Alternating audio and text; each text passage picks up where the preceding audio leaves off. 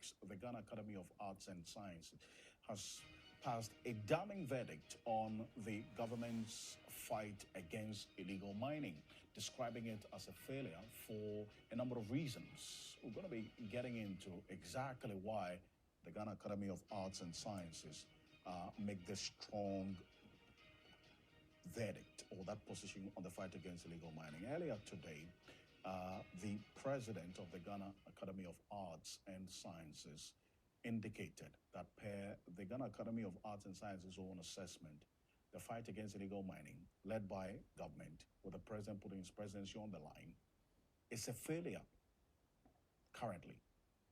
Take a look. The latest fight against galamsey has failed in spite of the legal institutional framework that was put in place. Regrettably, however, successive governments have simply been incapable of translating these fine rules into action. There has been an inexplicable unpreparedness, unwillingness, and or inability of the governments to apply and enforce the law, set up the required structures, and resource them to work well. The Academy finds the enactment of LI 2462 not simply a troubling contradiction, but a completely tone-deaf response to the problem of illegal mining. The Academy demands the immediate revocation of LI 2462. It was enacted in extreme bad faith. What it seeks to do is not in the best interest of the people of Ghana. So that's Professor Kofi Opoku, who is the president of the Ghana Academy of Arts and Sciences there. That's a verdict that this galamsey fight led by government is a failure as we speak, and the evidence they made clear reference to. Awala Sewa is the coordinator of the Eco-Conscious Citizens, the co-founders as well. Awala, thank you so much for joining us here on Ghana Tonight. And this is the verdict of the Ghana Academy of Arts and Sciences on this galamsey fight. Is it a verdict that, from your perspective of eco-conscious citizens and environmentalists, you agree with, that this galamsey fight is a failed one?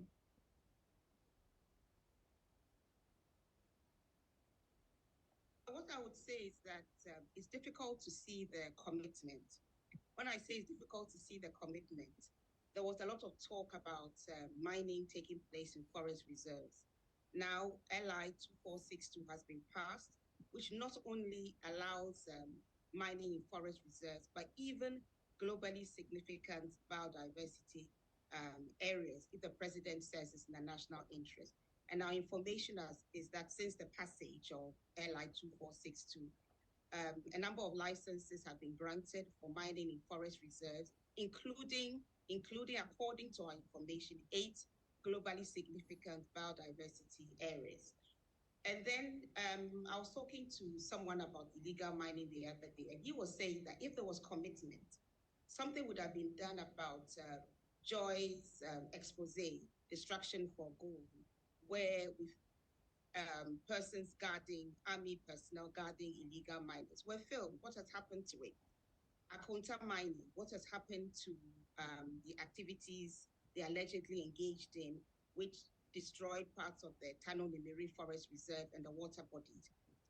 So it seems that if we want illegal mining to stop, all the president needs to do is to pick up a phone, contact those he knows who are allegedly involved in illegal mining, tell them to stop, and then call the IGP, ask him to cause investigations to be conducted, and where the investigations so demand, have them prosecuted.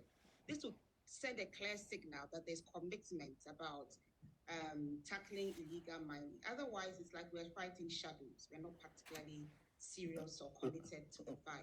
Right, and you say that there must be a show of commitment. And consistently, we've heard the Minister of Lands and Natural Resources, by essentially the President and the assigns of government, consistently make the point that there's commitment to fight illegal mining. The Ghana Academy of Arts and Sciences has put their verdict up that this commitment is not evident. The fight is a failure. You are supporting that verdict as well. So in what form should this verbally expressed commitment by government come to, as it were, put meaning to the fight against illegal mining? Of course. I mean, you cannot be interested in fighting illegal mining when you are clothing illegality with legality. We're not supposed to mine in forest reserves.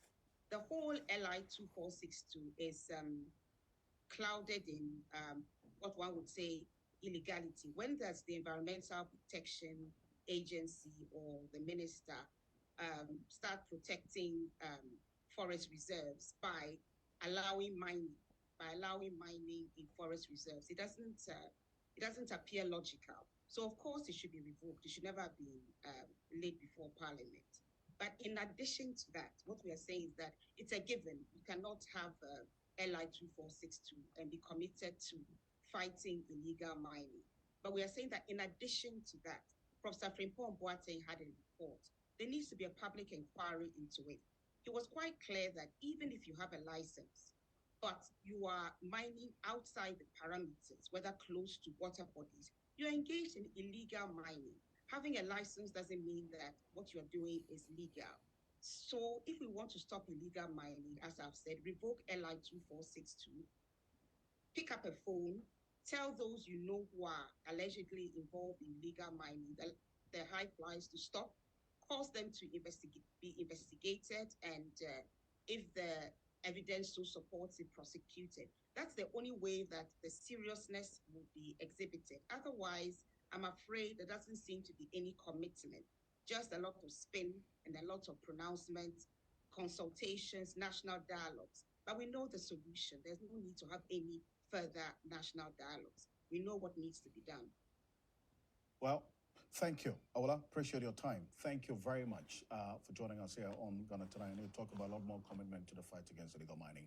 Awola Sewa is the national coordinator and co-founder of Eco-Conscious Citizens and Environmentalists as well, joining us. Awola, thank you for joining us here on Ghana Tonight. Let's go back